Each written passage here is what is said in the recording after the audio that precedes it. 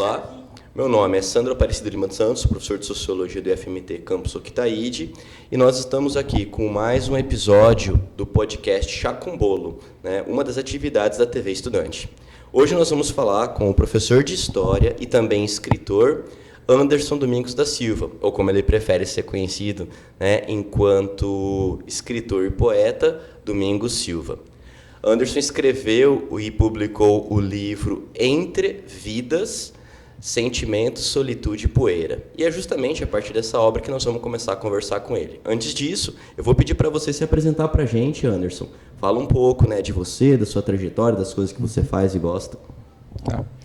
Então, como o Sandro já colocou, meu nome é Anderson, mas para escrever literatura, eu adotei, né, Domingos Silva, tá? Porque eu sou historiador, né, de formação, professor da rede estadual aqui de Mato Grosso, fui diretor de escolar, coordenador, e, bom, agora, e já há algum tempo, eu trabalho, assim, gosto muito de estar nos meios culturais, cantando, declamando. Então, a ideia desse livro um pouco surgiu disso, de eu estar nessa cena cultural e também de uma provocação de algumas pessoas que estavam ali, porque a princípio eu só ia assistir, né? Eu ia ver as pessoas fazendo e tal, quando uma amiga que estava ali cantando falou assim: mas por que você não faz também alguma coisa? Por que você não escreve?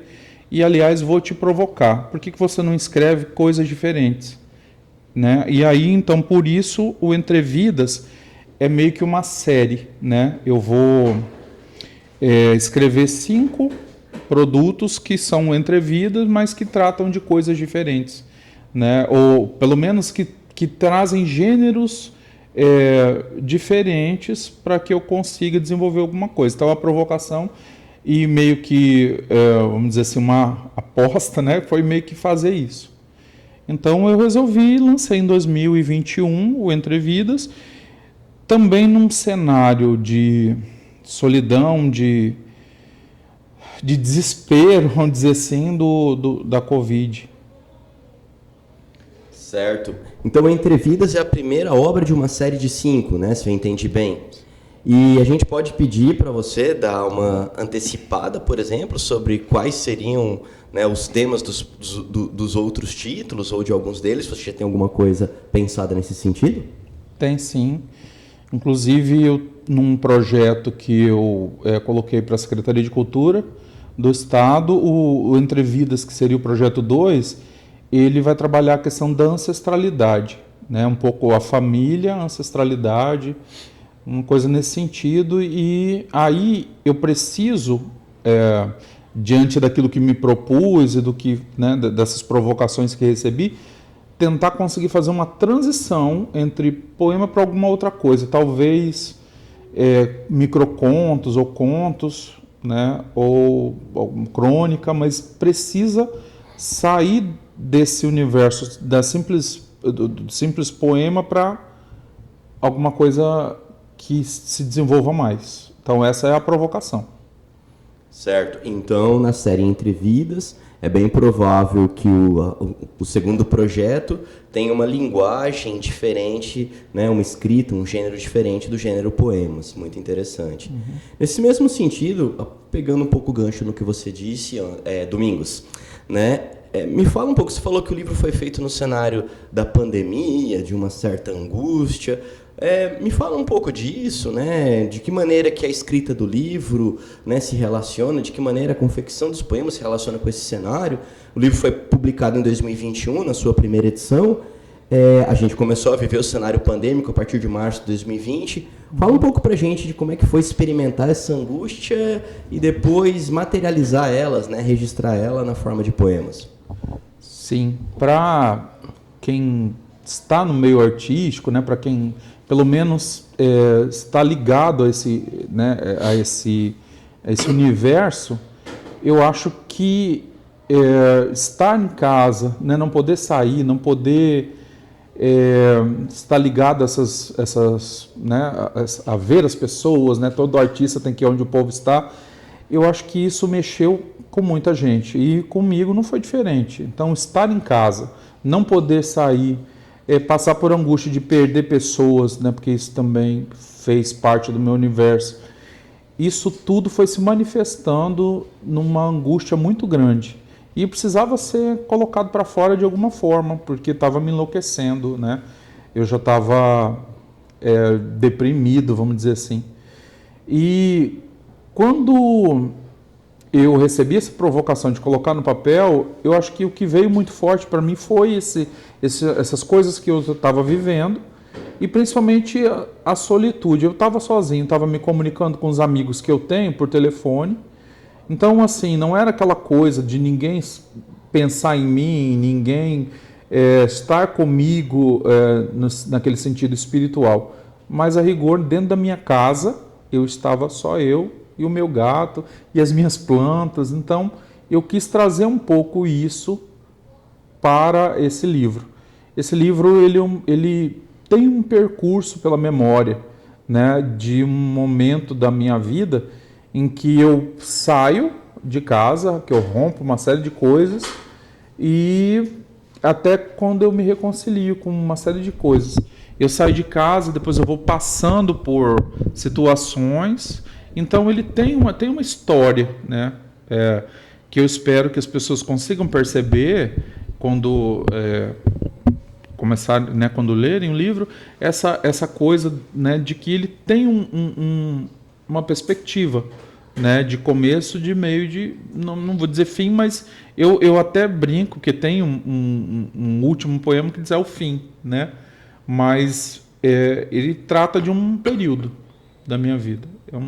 Vamos dizer assim, para quem conseguir, como eu não traço uma data nem nada, aquelas coisas teóricas que um historiador poderia fazer, mas eu faço assim, a pessoa entende que começa num determinado ponto e termina em outro. Então o livro ele seria ao mesmo tempo que um registro de um pouco da sua trajetória biográfica ou da sua lembrança num dado presente sobre trajetórias biográficas anteriores. Ele também é um pouco um momento de, vamos dizer assim, exteriorização daquele sentimento de solitude que muitos de nós experimentamos durante o confinamento da pandemia. Exatamente. Ainda que estivéssemos socialmente conectados, né, as redes sociais permitiram isso, muitos de nós estávamos experimentando uma experiência de ficar sozinhos, né, de ficar confinado com os gatos e plantas e muitas vezes também afastados do trabalho, né, das atividades recreativas que a gente faz com outras pessoas. Acho que pelas pessoas que vão chegar a ler o livro, vai acabar vendo e que, né, passaram por esse tipo de experiência, acho que vai haver muita identificação, né? Algumas passagens lá que eu lembro, elas são muito significativas, né? A descrição do que se via pela janela do apartamento por dias seguidos, né? As experiências também, né? De repente o quarto sozinho, né? A cama de casal e o guarda-roupa de casal, mas de solteiros. Acho que tudo isso é muito significativo. Talvez vai trazer a memória, né, de muitas pessoas, passagens, né, desse momento da pandemia. Acho que vale como registro, inclusive, de um drama, né? Social, sanitário, econômico, de um momento histórico que provavelmente as gerações que nos sucedem vão poder ter no seu livro um registro de uma experiência, né, do confinamento da pandemia no Mato Grosso, né, a partir da tua narrativa. Bom, aproveitando essa ideia aí, não sei se eu posso perguntar isso, né, mas vamos lá. Tem um poema preferido? Ou tem um poema mais significativo, entre outros? Bom, tem vários muito significativos, né? Porque eles dizem respeito a pessoas, né? Dizem respeito a situações que eu vivi. Mas tem um em especial que acho que me toca bastante, que é o Imagem Distante, porque é uma coisa que eu ainda não superei. Então, eu acho que por isso ele me toca bastante. Certo. E você lembra qual foi o primeiro poema? O primeiro eu acho que foi, não tenho certeza, que foi do Guimarães Rosa, né? Que eu estava lendo um texto do Guimarães Rosa e aí me veio uma série de coisas sobre o sertão e tal. E aí acho que foi por isso que eu escrevi esse livro, esse poema do Guimarães, sobre o Guimarães. E... Continua. Meu querido Guimarães, não sei se posso fazer um pedaço. Por favor. Eu não estava querendo pedir antes para de repente não dar spoiler, né? E não inibir os nossos espectadores de buscar ler o livro e adquiri-lo, inclusive. Mas se você pode nos agradecer com a leitura, né, do próprio autor, nós vamos ficar muito satisfeitos com isso, por favor. Então, meu querido Guimarães, o sertão mais terrível é o que existe dentro de nós. Se o sertão está em toda parte, como disse meu querido Guimarães, com certeza está em mim, na minha parte. Pensando em mim como parte, conjugado nesse todo infinito, o sertão está em mim, o velho sertão, seco, só solidão. Mas dentro de mim há também o luar, a lua, luar do sertão, que embeleza a noite, que domina as minhas águas, as minhas marés, domina minha alma molhada, minha vida, minha solidão. O sertão é solidão, mas é solidão bonita. É lua mansa, é bem-querer. Sertão sou eu, querendo ser, querendo estar à parte, mas estando em toda parte. Que lindo. Você poderia ler para a gente uma imagem distante também? Sim. Esse imagem distante, ele, para mim, assim, se fala ler, mas ele me causa um sentimento tão, assim, parece que tão presente quando eu leio, até tentei reestruturar, porque assim, esse mexe tanto comigo, com uma coisa que realmente falei, não superei ainda, não sei se um dia eu vou superar, espero que não, né, vamos dizer assim, porque eu acho que essa lembrança eu quero guardar para sempre. Bom, eu vou fazer, espero conseguir, que toda vez me emociono muito. Carlos não dança mais. Uma juventude de tantas promessas, agora e para sempre teve fim. E como não dança mais, pôs fim a um mundo de movimentos acrobáticos, encerrou um conjunto de alucinações e delírios desordeiros. Quando eu conheci, recordo-me, nenhuma percepção era possível, apenas um nevoeiro de dúvidas, uma aventura inesperada. Agora, das poucas alegrias que aquele movimento deixou, das poucas que não desapareceram, esse pensamento retorna forte, esse pensar, Carlos não dança mais. Isso é um movimento eternizado.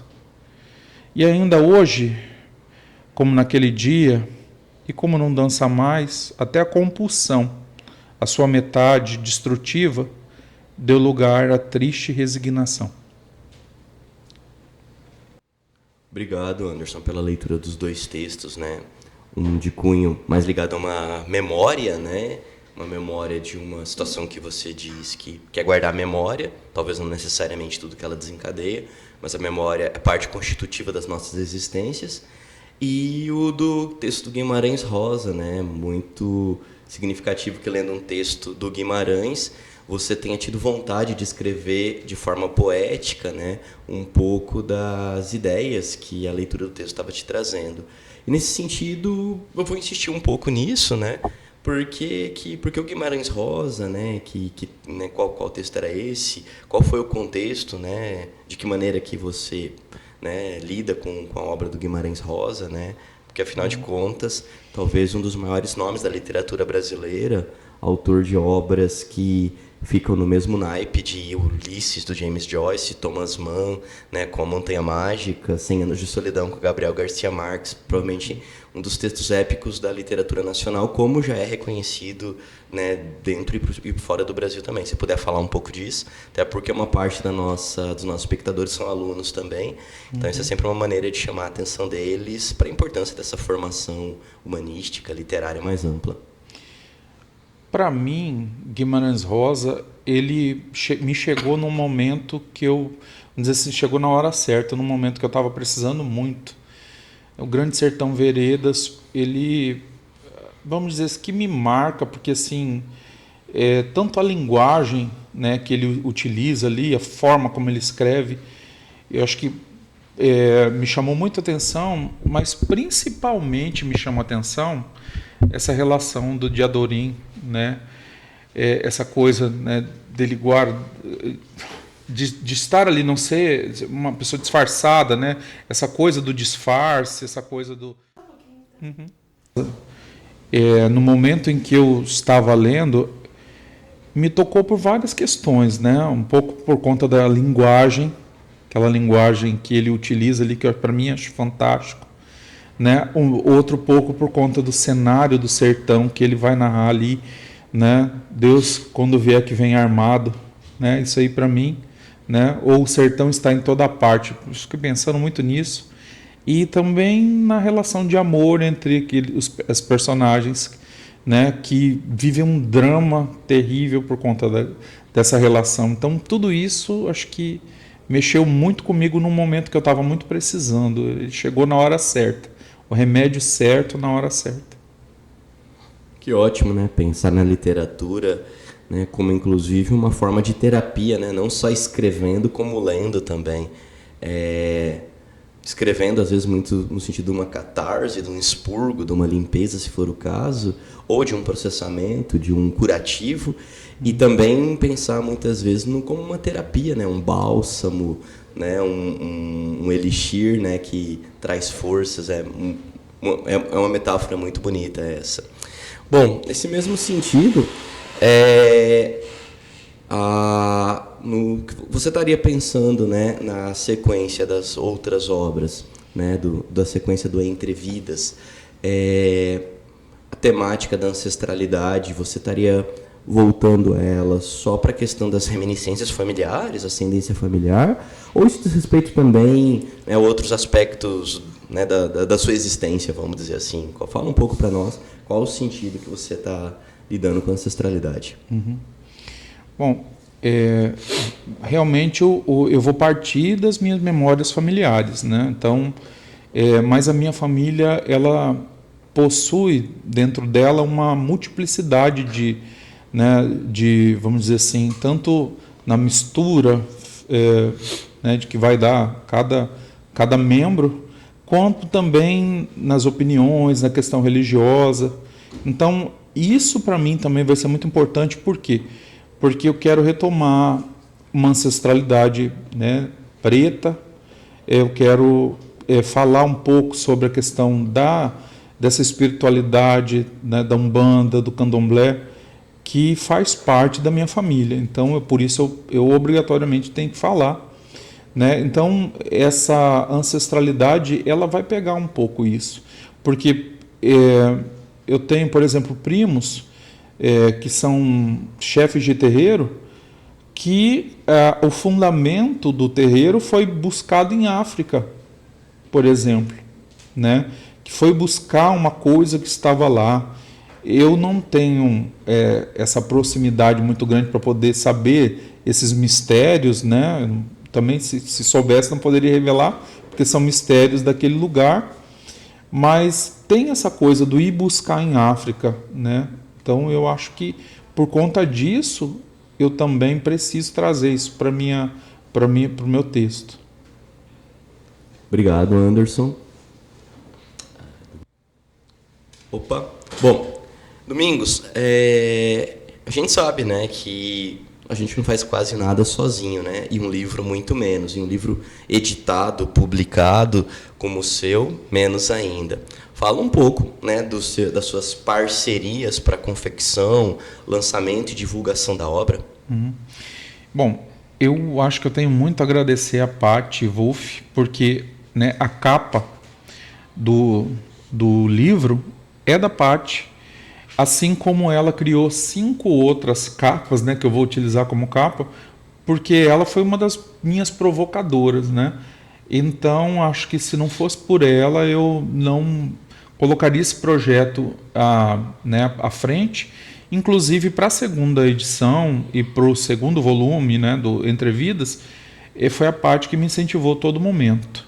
Mas eu também não posso né, deixar de agradecer, e uma pessoa fantástica que está aqui junto comigo, né, é a Elis, que ela criou as imagens de dentro, né, do livro, porque ela criou as imagens a partir dos poemas, tá? Então, uma das perspectivas que eu tinha era de unir as duas, a Elis e a Paty. Porém, que como a Paty ela estava trabalhando, né, com nanquim em preto e branco, e a Paty ela tem uma arte tão colorida, tão viva, tão potente, eu resolvi usar a Paty, né, digamos assim, de forma externa, e a Elis de forma interna, né? E elas grandes parceiras, e quem, né, puder adquirir o livro que está pela autografia, né, vai verificar a força delas. Inclusive, também aguarde que ambas estão produzindo, mas a Elis está fazendo a parte interna do segundo livro, que acho que vai ficar maravilhoso também, como sempre. Então, se eu entendi bem, você falou o segundo volume do Entre Vidas e falou a segunda edição. Então, quer dizer que essa edição está esgotada já? Sim, essa edição está esgotada, mas eu também, como um revisionista, né, vamos dizer assim, quis rever algumas coisas dos poemas que estavam na primeira edição, e mudei alguma coisa porque eu achei que falava melhor, né? Então, por isso, vai sair uma segunda edição deste livro, com algumas edições, mas com uma edição minha dos poemas, e que eu também vou colocar em nota de rodapé para que se saiba o que foi mudado. Ah, que ótimo. E você pensa em fazer o lançamento assim que a segunda edição ficar pronta, né, em alguma livraria, em algum evento específico? Que você tem ideia o que você pode dizer para a gente em relação à divulgação, né, dessa segunda edição? Eu pretendo organizar um show, uma apresentação, um espetáculo para a comemoração dos 2 anos do livro, né? E só que eu pretendo que haja uma união entre o visual, o musical, né, e esses poemas. Então, vai ter música, vai ter, né, todas essas imagens, eu acho que precisam sair para compor o cenário, e também vai ter a declamação, porque é um sarau. Ah, que ótimo. Então, a gente pode ficar atento aí, né? Quem sabe dentro de algumas semanas a gente já não vai ter o convite para o lançamento dessa segunda edição. Bem, Anderson, bem Domingos, né? Eu agradecer pela sua participação, né? Pela sua paciência em estar colaborando aqui com o nosso podcast Chá com Bolo. E eu queria, né, assim, em nome da organização do evento, né, mais uma vez parabenizar você pela sua obra, pela sua produção agora como escritor, né, literário também. E te passo a palavra, né, para você fazer sua despedida dos nossos espectadores.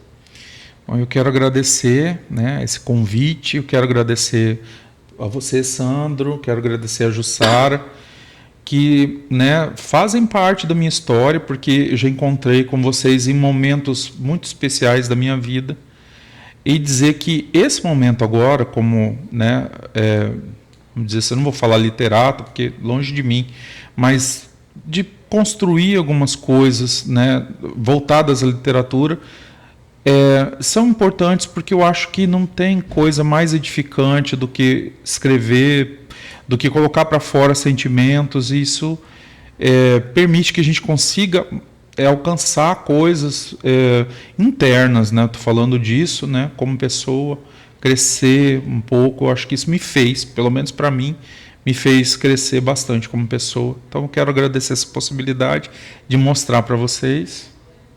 Gratidão. E espero revê-los, né, brevemente. Nós que agradecemos sua participação, Anderson. Agradeço aos espectadores, né, pela atenção. Vocês que ainda não são inscritos, se inscrevam no canal, dão o seu joinha, curte lá, né, os nossos próximos episódios do podcast Chá com Bolo. Obrigado.